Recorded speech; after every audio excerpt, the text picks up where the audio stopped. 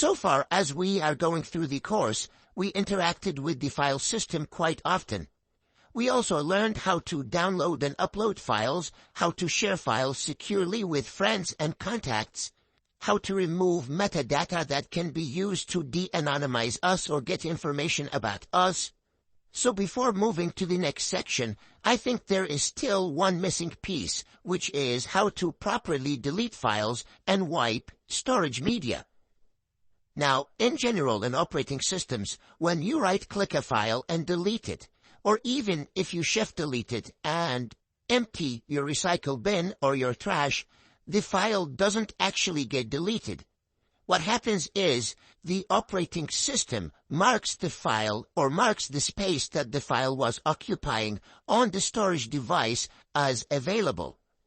So the data of that file will still exist on your storage device until that space is overwritten with other data. That's why we see so many tools that are very easy to use that you can use to recover deleted files.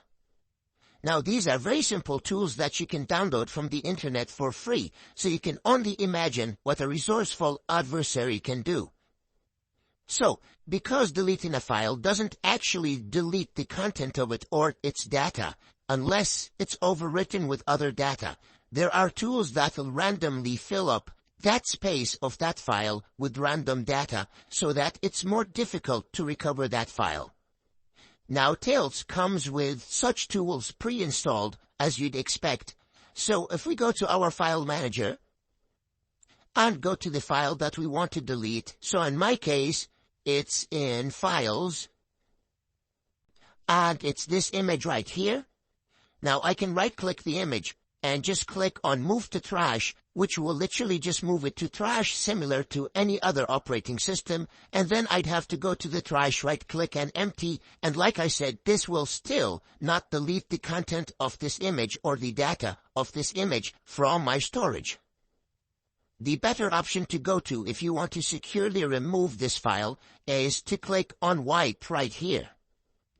Now if you click on that and expand the options in here, you'll see that it'll ask you for the number of passes of random data that will be executed to overwrite the location that contains the data of this image.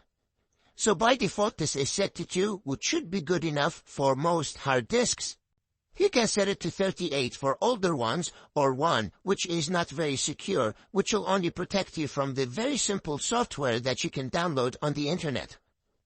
Now, this method will work on hard drives, but it won't work on USB sticks or solid-state drives. Now, if you don't know the difference between hard drives and solid-state drives, then I highly recommend you go and do some reading on that. I will include links in the resources of this lecture. But basically, the way that solid-state drives work, they don't have sectors. They use cells in order to store your data.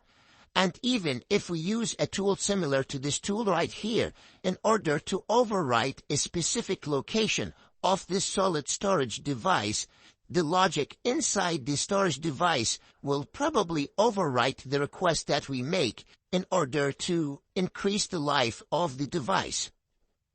Therefore, you might use this click on wipe and think that it worked, but it might actually not work as you would expect it.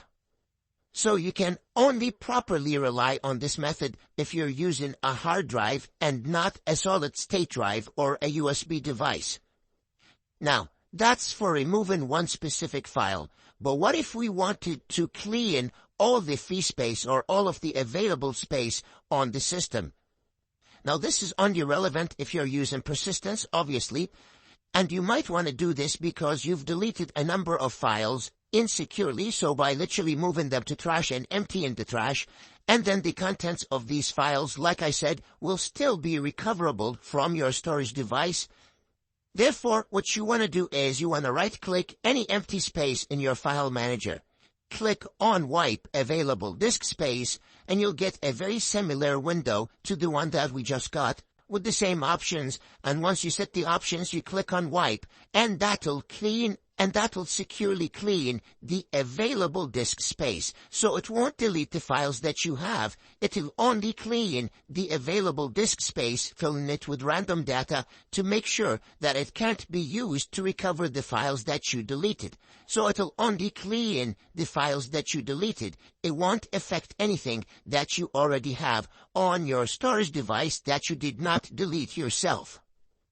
Now this is great, but again, it won't work as expected when it comes to solid-state devices and to USB devices for the same reason that I mentioned earlier.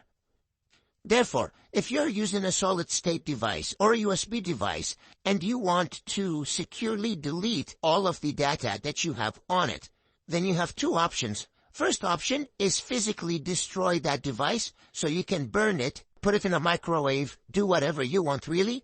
Or the other option is to securely format the device and wipe it. And I'm going to show you how to do that in the next lecture.